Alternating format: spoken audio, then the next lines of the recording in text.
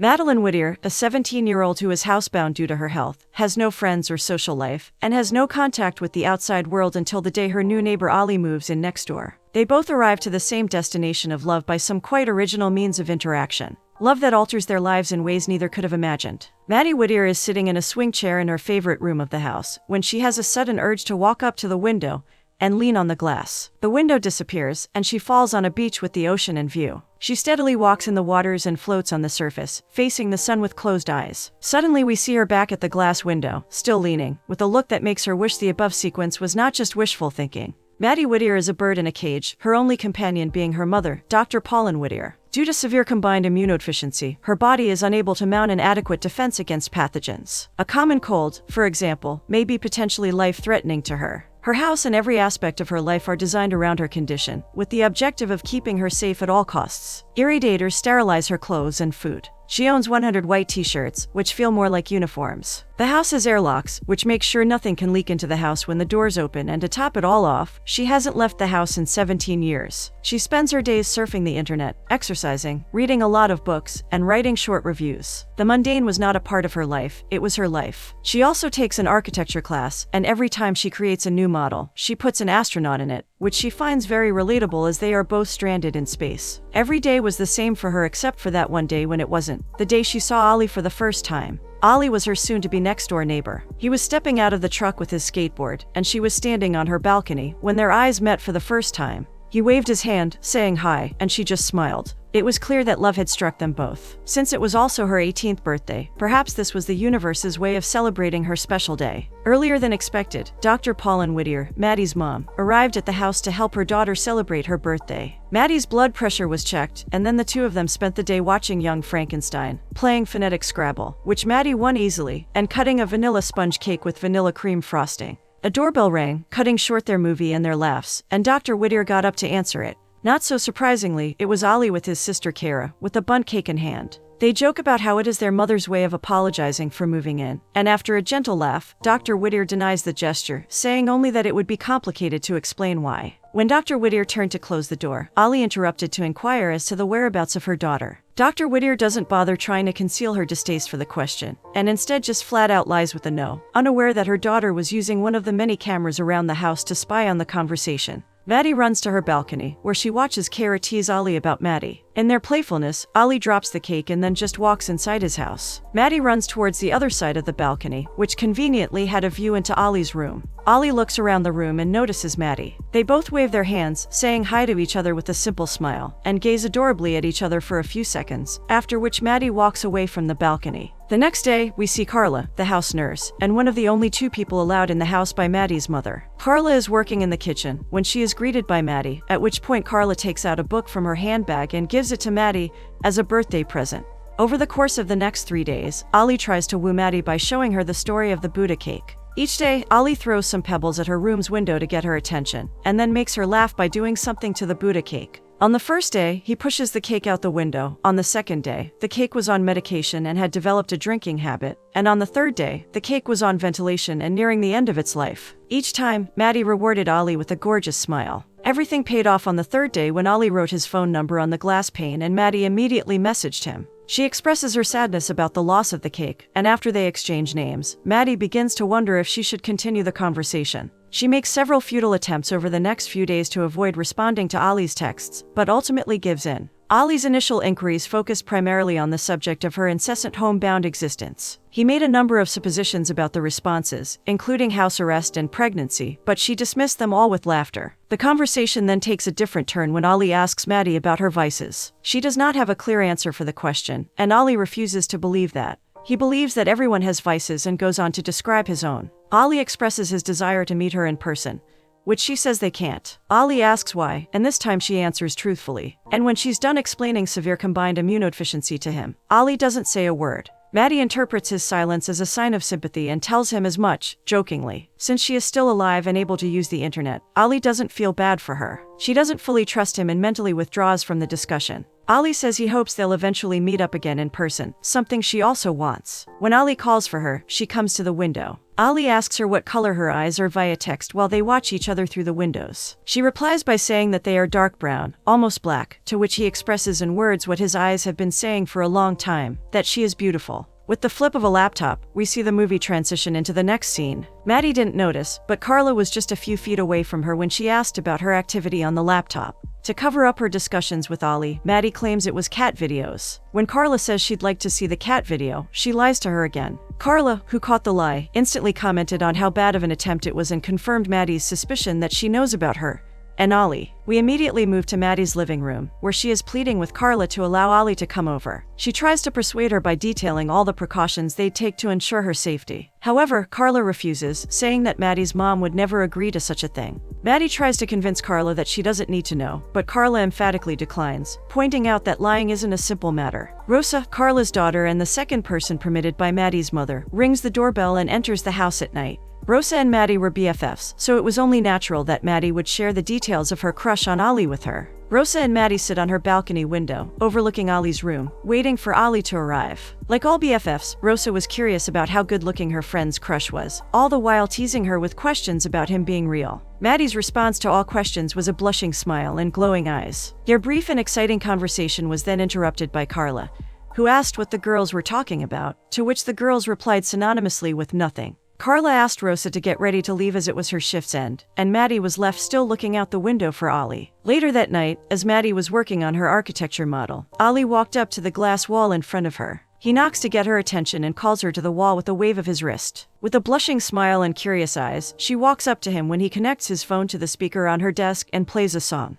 She closes her eyes, and he keeps looking at her with admiration. She dives deep into her vivid imagination where there are no walls between them, and they are as close as they can be while sharing a kiss. Ali taps on the window, which causes her to open her eyes, and then he points down, saying, "I'm right here." They both put their hands on the glass wall, pressing their fingers together in an attempt to feel closer than they physically were. The next day, Maddie applies for a credit card and is surprised at how easy it is to get one. She uses the card to buy herself a blue t-shirt, and when her mother asks her about the same, she simply lies and says that it's a gift from Rosa. Her mother compliments her on looking pretty, and Maddie is relieved that there are no further questions. Maddie was sitting in her room, minding her own business, when Carla walks in to tell her that she will have to stay on her side of the room while he will be on his. A confused Maddie asks about what is going on, and Rosa reveals that Ali was waiting for her in the living room. Carla changed her mind and decided to give the girl what her heart desired. Maddie's smile knew no limits, and on Carla's suggestion, she changed her white t-shirt to a blue off-shoulder top. From right outside the door, drowning in shyness, Maddie looked at Ali, who was exploring the creative aspects of the living room.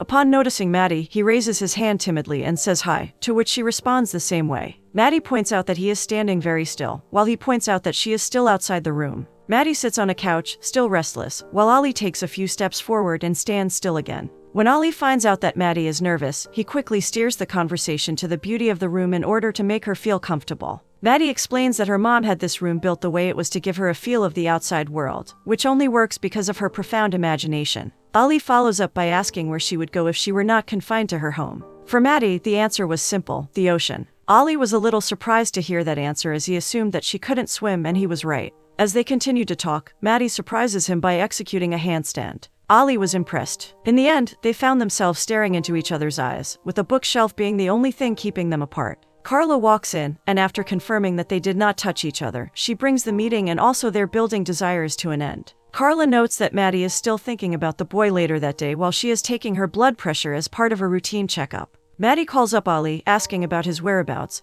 and he informs her that he is in Venice, which was a complete surprise to Maddie, and he apologizes for it. Maddie asks if he is free on Tuesday, as Carla and her mom won't be home. Ali points out that Tuesday would be the 4th of July, for which she asks him if he already has plans. He says no and assures her that he will be there with her. Time flies, and the 4th of July arrives along with Ali in a black suit on the couch in her room, with her sitting on the other end in a white dress. He was going on with some gibberish about how mathematics and people are somewhat alike. While she was wondering if he thinks she is stupid, surprisingly, he was wondering the same thing. Maddie seeks an opportunity in between their talks and goes to sit beside him, although on the other end of the couch. But Ali walks over to the window and stops to stare outside. She follows him, and with a brief exchange of words, their clashing eyes spring them into a kiss. After which she rests her head on his shoulder, and he is left wondering if there is any permanence to be found in this. Later, we see our lovebirds speaking over the phone, having a delightful conversation about the kiss. They both deem the moment absolutely perfect, and later Maddie, in a philosophical way, says that her mind will never forget it. The next day, Maddie is sitting by her bedroom window when she notices Ollie in an argument with his dad, which ends with Ollie getting punched in the face. A now distraught Maddie runs out of the house to check on him. Her mother runs after her. Maddie grabs Ollie's hands while Ollie, who is concerned for her, asks her to return inside, as her mother instructs. When they go inside Maddie's house, her mom asks her why she would do this for a total stranger. Maddie tries to lie, but her mom understood that he was far from a stranger. Later that night, after numerous showers and tests, Maddie was sitting beside her window when her mom walked in. They have a brief discussion about Ollie and the details of her meetings with him up until that point. With a mask of smiles and caring words, her mother hid her intentions, which she revealed when she forbade her from ever meeting the boy again. This marked the beginning of the consequences for Maddie's actions. The next day, we see Carla getting fired for enabling Maddie's actions. Dr. Whittier is enraged by both Maddie and Carla's attempts to reason with her. Maddie's phone is taken away along with her internet privileges. Whatever little fun she had in her mundane life was now gone. To make matters worse, she got sick right after Carla left. Unable to sleep at night, she walks towards her window, hoping to see Ollie. He comes to his window like a ray of hope.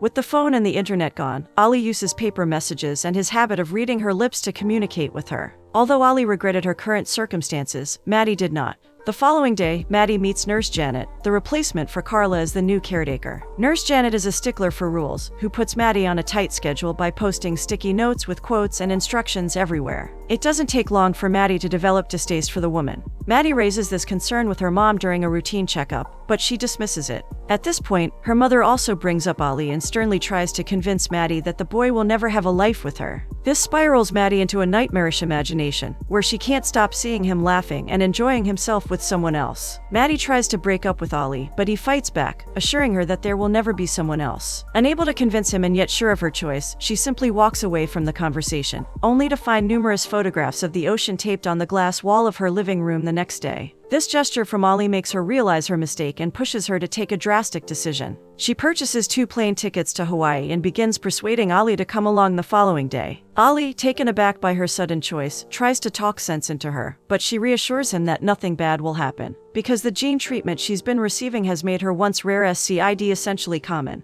Although Ollie was still not convinced, the idea of spending quality time with her in Hawaii was too good for him to pass up. So, he grabs his bag and leaves with her. During their ride to the airport, Ollie calls up his sister and asks her to take care of their mom while he is away. In the meantime, we see Maddie being nervously excited to see the daily workings of the world. Soon they board the flight to Hawaii, and a few words about how nervous they were later, they reach their destination. Their day started with them checking out the hotel and the view it had of the beach. Soon we find Maddie picking up a yellow swimsuit, leaving Ollie without words. They start their day at the beach, diving into the ocean while holding hands, at the end of which they share their second kiss in the movie. While taking it easy on the beach, Maddie spots a group of boys cliff diving into the water below. She asked Ollie to help her try it out, and he did so as he always does. It's a scene of tense hesitation as they stand on the edge of the cliff. Ollie takes the plunge first, saying that he would catch her if she fell. She believes in him since he has always been honest. He surfaces from the water with her in his arms, and after they stare into each other's eyes for a moment, they lock lips for the third time. Dr. Whittier, upon returning home, finds a letter from her daughter explaining why she abruptly left. In her state of terror, she immediately dials 911. Later, she runs into Ollie's sister, Kara, who has been hiding out in the house, and the police are seen departing. Somewhat dishonestly, she tells Dr. Whittier that she doesn't know where her daughter Maddie is. The film then returns to Hawaii, where Maddie and Ollie have a touching chat on the beach about their respective losses, Maddie's father and brother, and Ollie's inability to settle down because of his father. Seeking the moment, reeling in night and beauty, they confess their love to each other. The movie then transitions to the hotel room, where Maddie and Ollie get intimate. The next morning, we see Maddie experiencing a stroke, which then puts her in the ICU. She is almost unconscious when we see Ollie looking at her, followed by the doctor until she loses consciousness completely. When she wakes, she is back in her bed with an IV drip and medical wires all over. She tries to get up but is interrupted by her mother, who sits by her side to provide some comfort. Maddie was hit hard by the reality of her life, and in an attempt to protect Ollie from her misery, she finally breaks up with him for good. He never stops trying to contact her, and she never stops ignoring all his efforts until she hears his voice from outside one night. She goes to her balcony as Ollie, along with his sister and mother, are running towards the car. She immediately opens the last email sent by Ollie, at which point the movie enters a voiceover with Ollie narrating his email.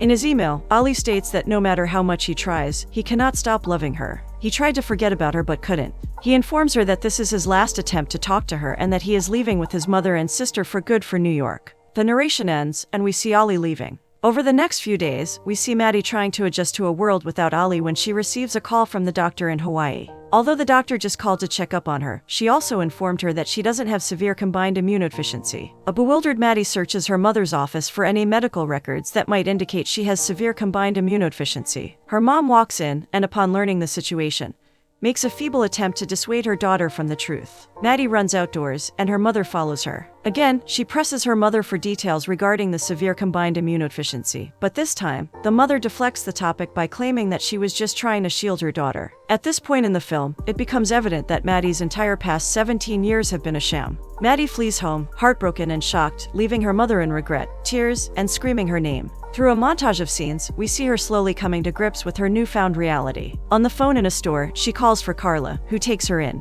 She gets herself tested, and the doctor confirms that she does not have severe combined immunodeficiency. When she goes back to Rosa's home, we see her mother waiting for her with a bag of Maddie's belongings. Her mother explains everything to her. How she was distraught after losing her husband and son. Maddie was all she had left, and she couldn't bear the thought of losing her. Maddie just listens. She tells her about a time when Maddie was a child and the doctors wrote it off as an allergy, but she was certain it was something else. Both were tearing up. Maddie's mom hugs her and tells her that she loves her, and hopes that she does too. Maddie's first voice is heard as she walks away. She talks about how she understands her mother's actions and the reasons that compelled her to lie, but she is not yet ready to forgive her. She is trying but is not there yet. We see that Maddie has finally learned how to swim, and in her voiceover, she talks about the different versions of her life she has in her head, including the one that does have Ollie in it. We see her on a flight to New York, texting Ollie to come and meet her at the old bookshop at 10 a.m., and that she will understand if he doesn't show up. With the glimmer of her smile, the voiceover ends with her walking through the busy streets of New York and entering the old bookshop. She walks between the bookshelves in the store, slowly turning her head from left to right, looking for Ollie. She finds him standing behind one of the bookshelves reading a book. Their eyes meet, and they welcome each other with a smile and a sweet hi. Through a series of hypotheticals, pretending to meet for the first time, and an apology by Maddie for never saying goodbye, they stand inches away from each other. When she states her pleasure in seeing him again, he kisses her, which ends with both of them smiling and him stating his happiness to see her.